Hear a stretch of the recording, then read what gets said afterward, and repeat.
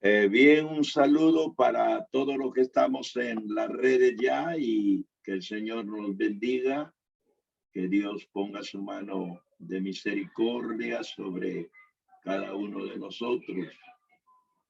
Parece que en estos últimos tiempos nos ha visitado, como dijera el salmista, todas tus ondas y tus olas han pasado sobre mí. Sin embargo, sabemos que Dios mandará su misericordia y en ella nos fortaleceremos. Gracias al Señor, todavía estamos vivos, todavía estamos luchando y mientras tengamos vida estaremos agradeciéndole al Señor de la vida. Bien, yo inicié hace algunas fechas atrás, yo inicié un pequeño estudio, no estudio en realidad, sino una exposición sobre Juan 3:16. Es uno de los versículos que sintetizan todo el evangelio, todo el sentimiento de Dios, el proceso de salvación al mundo entero. Como alguien dijo, es el evangelio en miniatura. Y este versículo tiene 5 grandes verdades que cada una de ellas representa el quehacer y el querer de Dios. Dice, porque de tal manera amó Dios al mundo que ha dado a su Hijo unigénito para que todo aquel que en él cree no se pierda, mas tenga vida eterna. La primera verdad es que Dios ama al mundo de una forma muy, pero muy grande. Y ya hemos visto este tema sobre el amor de Dios a la humanidad. La segunda verdad, que Dios ha dado a su único hijo. La tercera verdad, que Dios no quiere que nadie se pierda. La cuarta verdad, Dios quiere que todos tengamos vida eterna.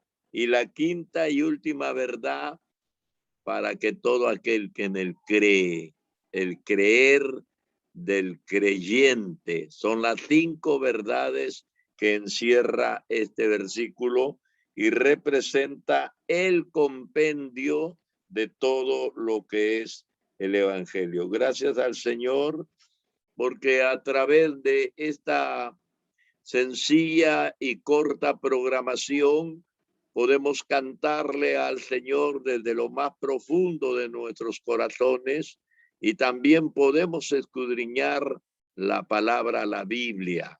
Entonces, eso nos da pie para poder pararnos frente a Él y reclamar que se hagan realidad las bendiciones que Él nos ha ofrecido. Bien, entonces, ahora el segundo pensamiento, Dios ha dado a su Hijo unigénito, ha dado al único Hijo que tenía.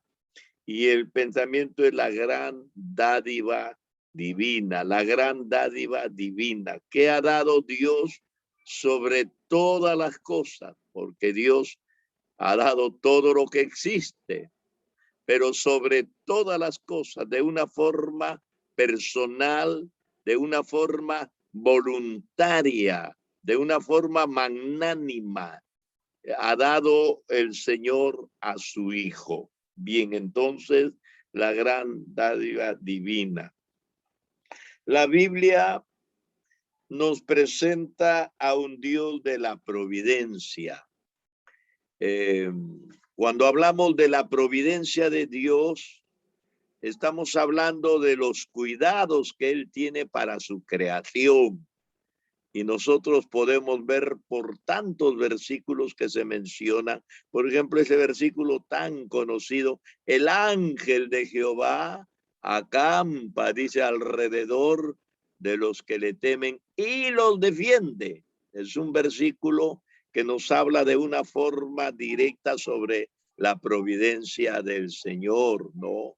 Aunque ande en valle de sombra, dice, tu vara, tu cayado me infundirán aliento. Es otra de las promesas. Entonces vemos a un Dios de la providencia que tiene mucho cuidado, con mucha ternura y amor para cuidar a su creación. Pero también declara la Biblia que Dios es un Dios muy dadivoso con la humanidad. Pablo nos enseña bajo el pensamiento bíblico que es más bienaventurado dar que recibir. Por eso es que Dios siempre está dando de lo suyo, aunque poco recibe de lo nuestro. En nuestro idioma, esto de que es más bienaventurado dar que recibir, como que no lo entendemos. ¿Por qué? Porque la mayoría de la humanidad tiene un problema que consiste precisamente en dar y recibir.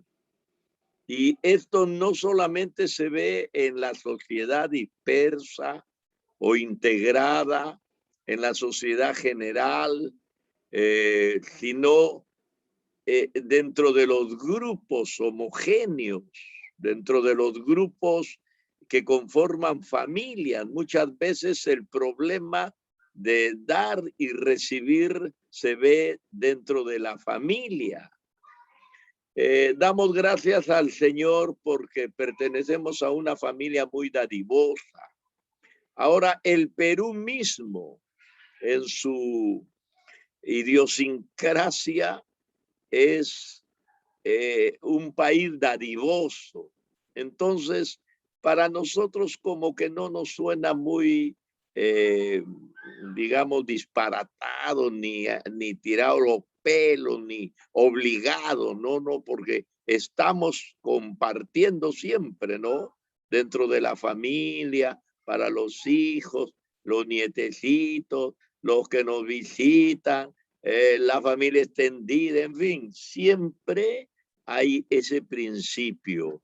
Es muy bueno, mucha satisfacción para las personas que puedan practicar este principio.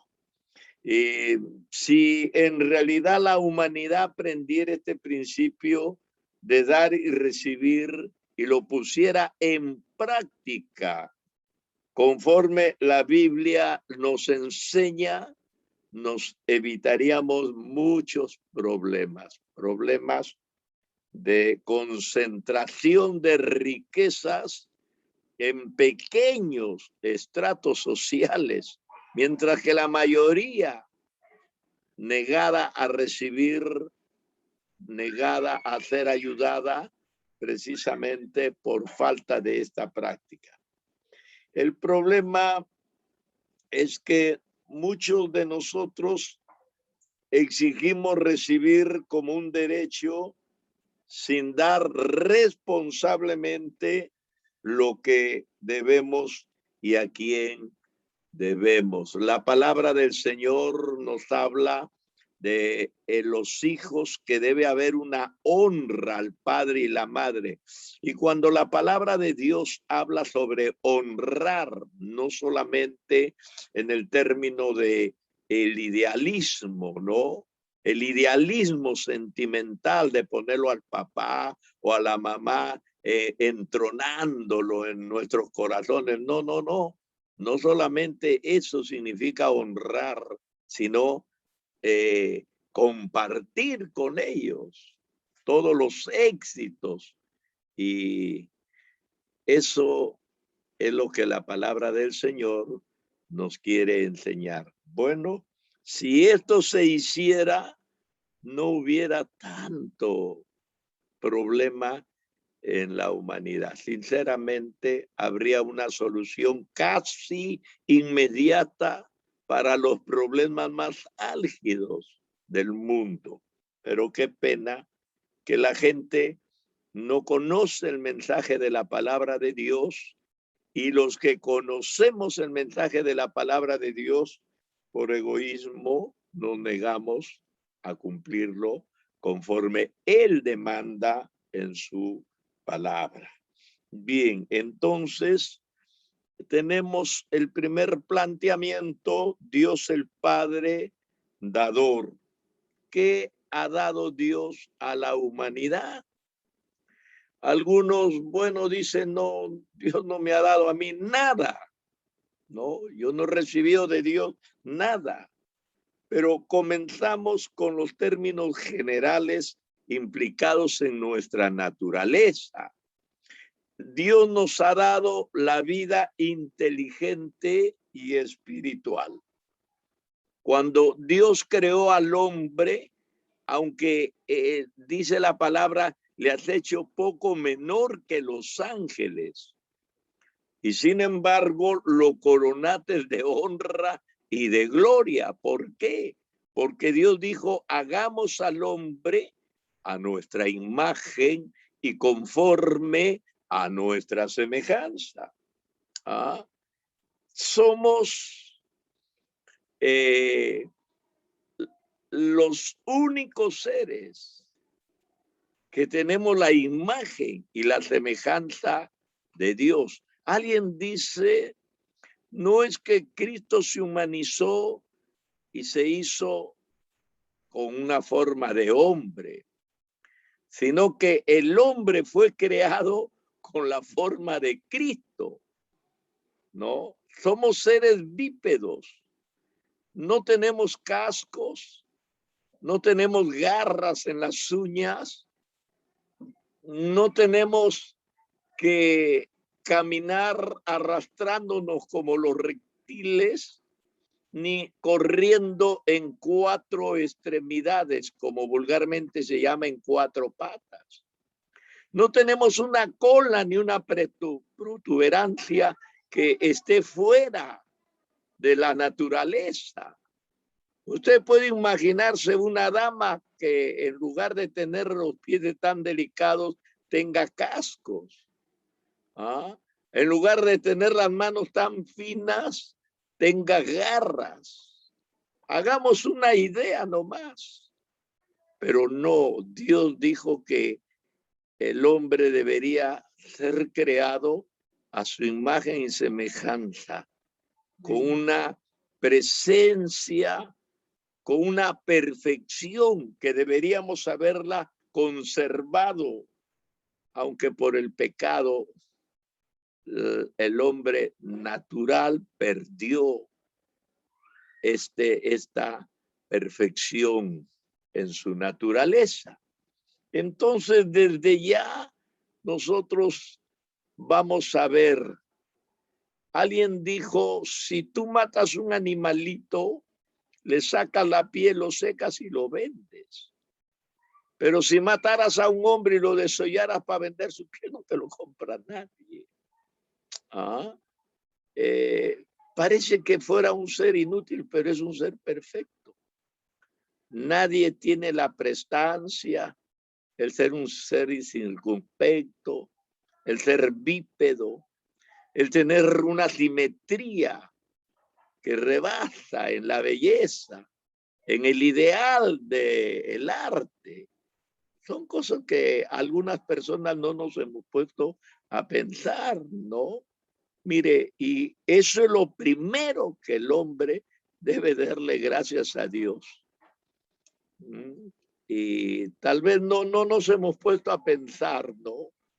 No tenemos las orejas más grandes de lo necesario, como el burrito, el conejito o el elefante, ni la nariz tan grande como que taparía nuestra boca.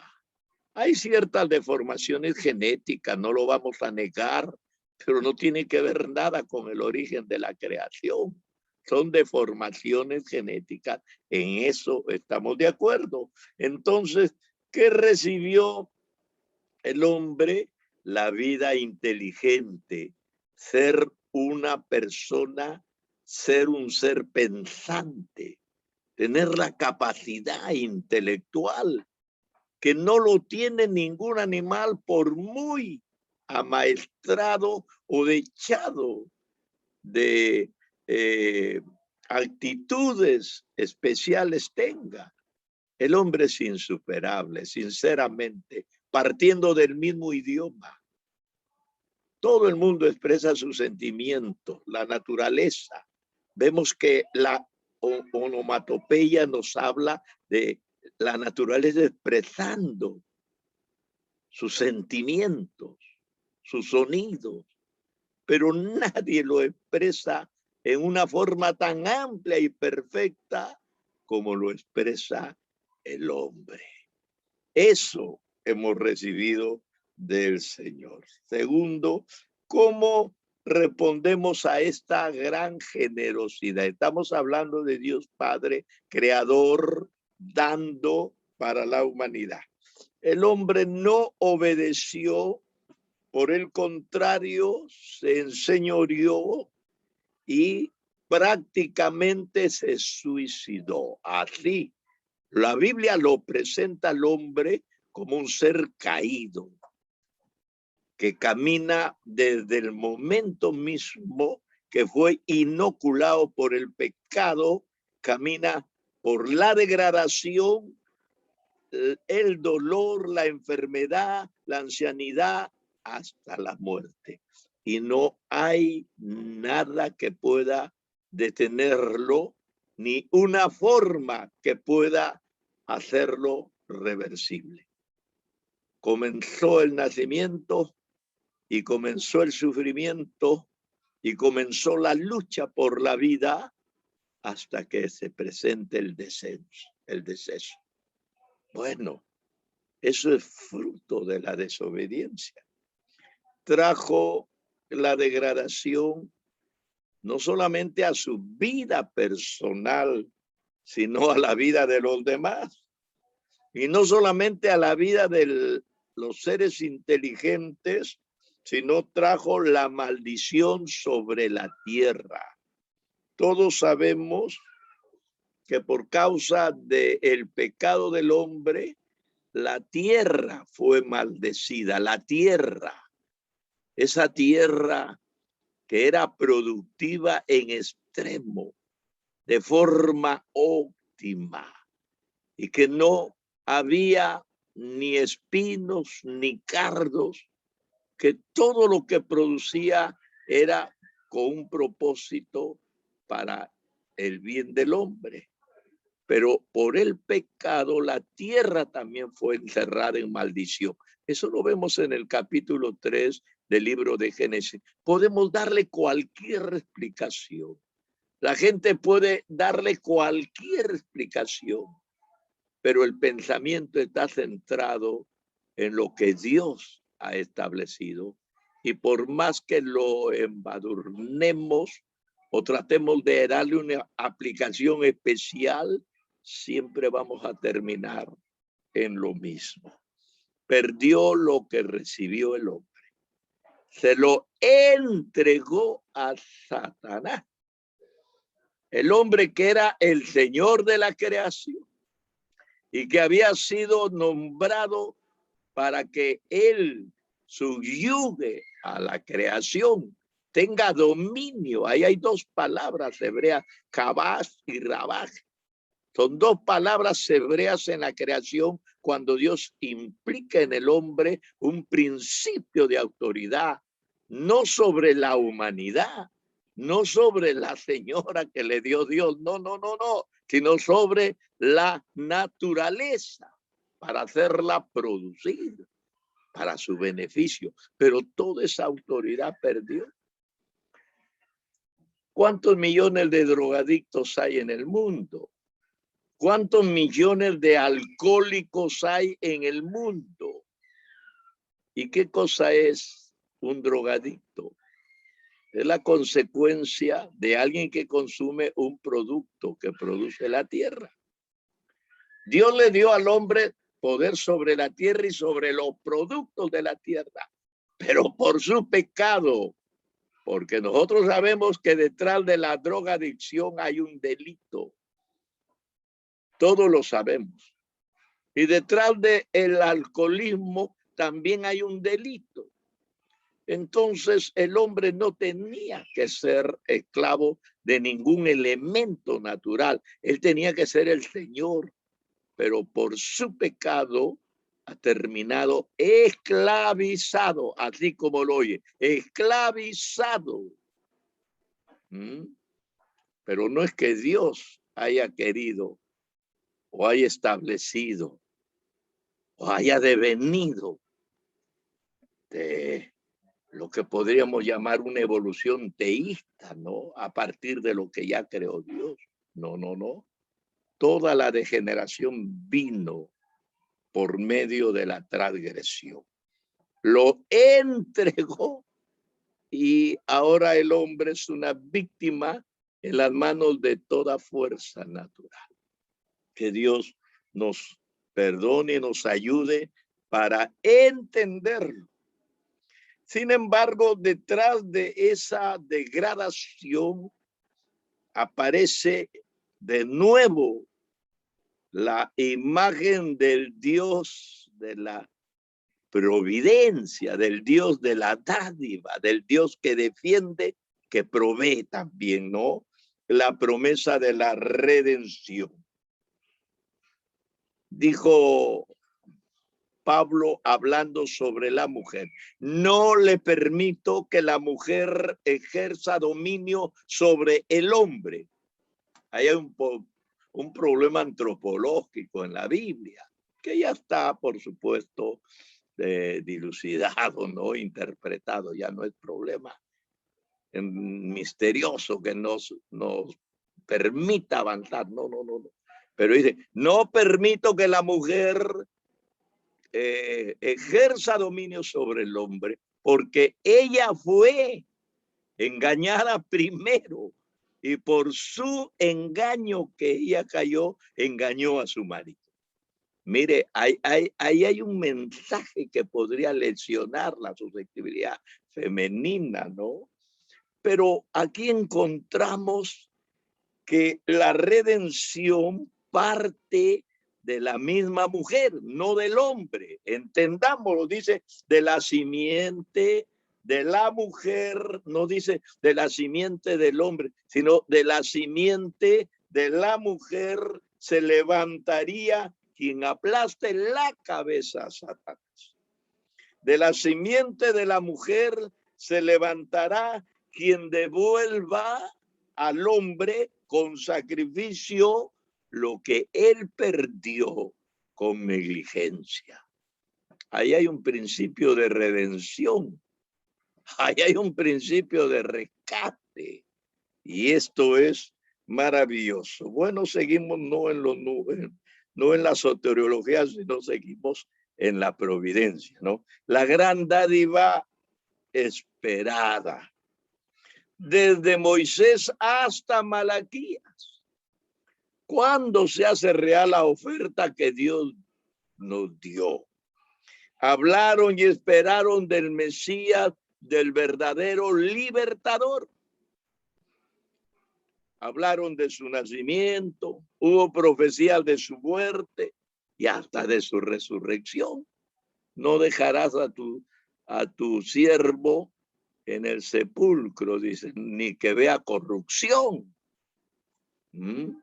Entonces, Dios está hablando y la gente está esperando desde Moisés, que escribe el primer libro de Génesis, hasta Malaquías, que se escribe el último libro del Antiguo Testamento, hasta que llegó el rey, gracias al Señor.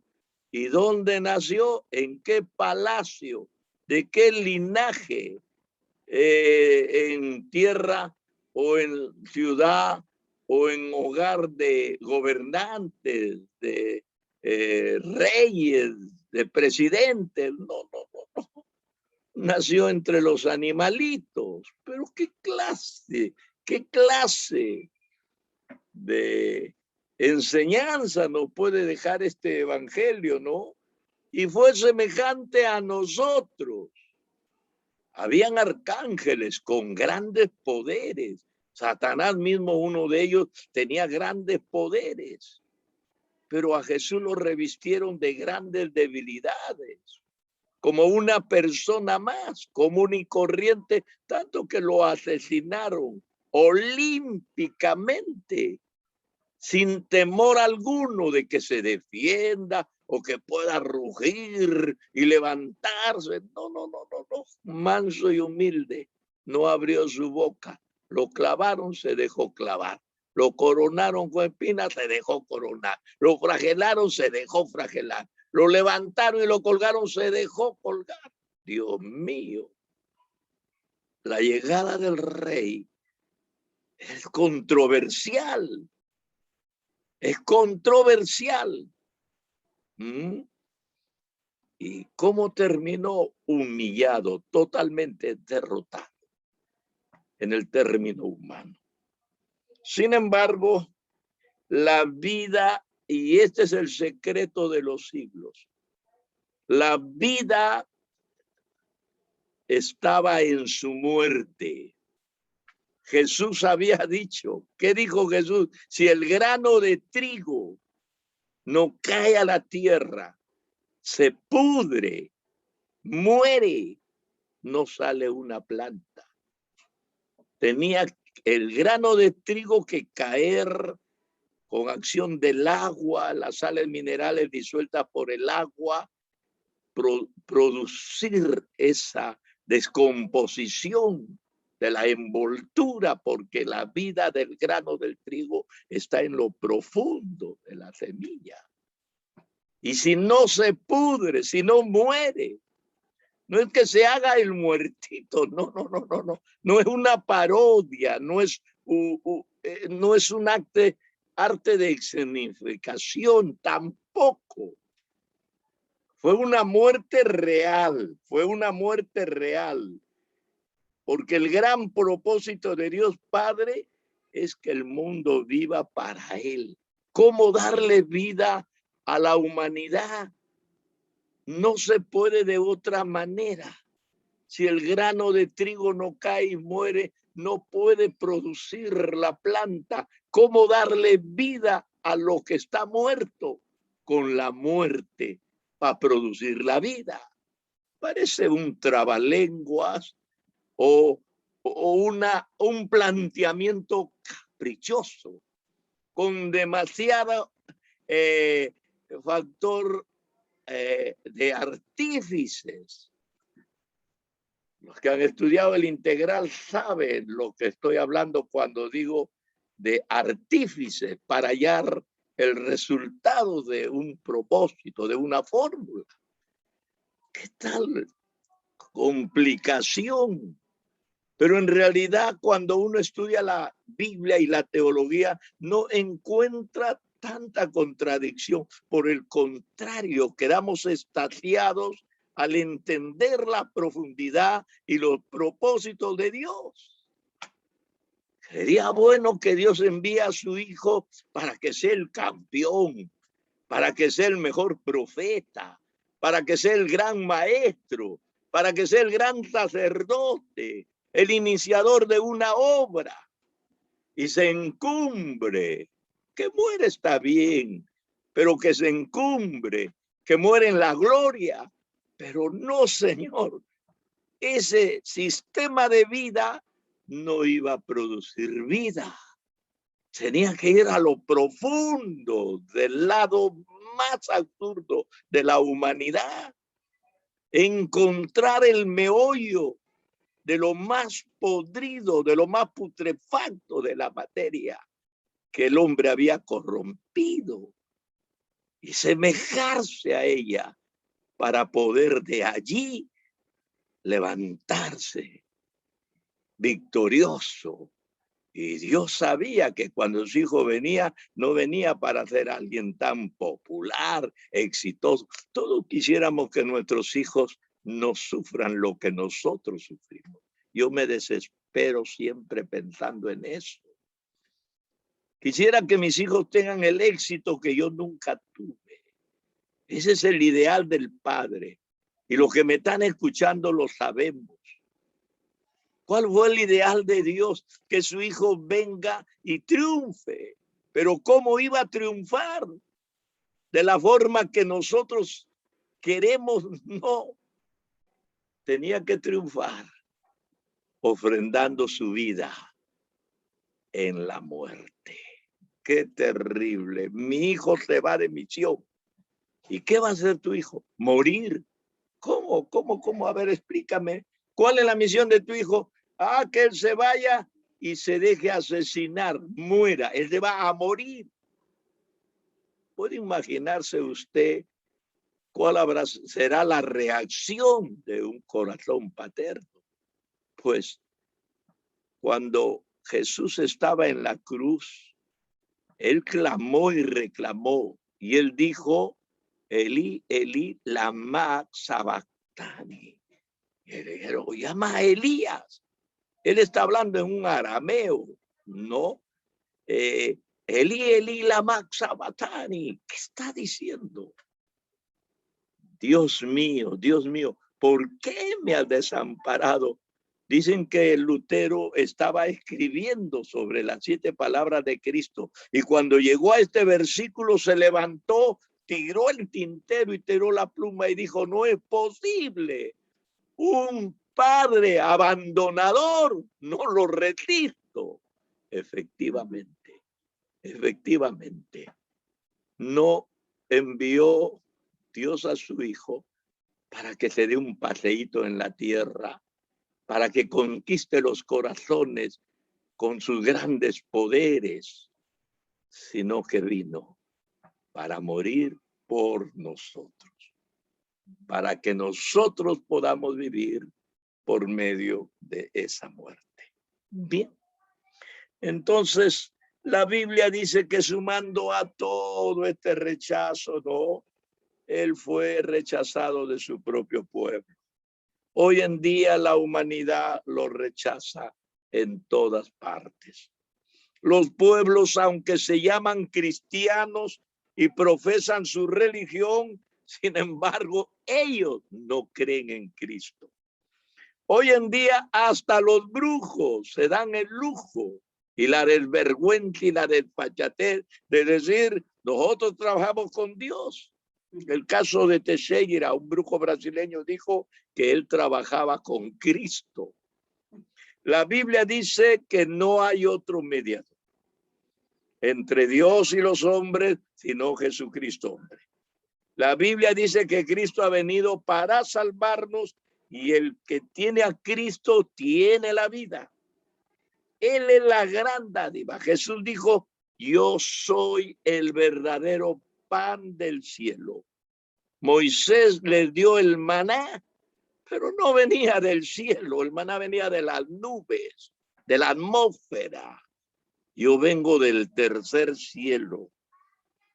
No necesitamos otro mediador, no necesitamos otra religión, no necesitamos mayores estragos ni expresiones de búsquedas misteriosas, subliminales. No. Solamente recibir, creer y seguir aquel que es la dádiva. Jesús dijo, el que no come de este pan no tendrá la vida.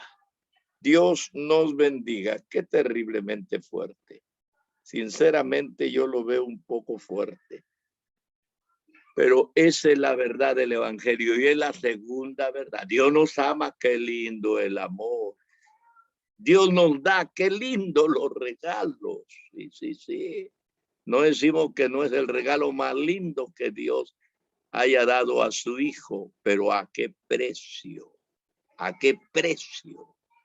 Y yo creo que el Señor estuvo dispuesto a la sustitución. Voluntariamente lo hizo. Tomar mi lugar, tomar nuestro lugar, para que nosotros no muramos como Él, sino vivamos para Él. Dios nos bendiga, Dios nos bendiga. Bien, vamos a continuar. A mí también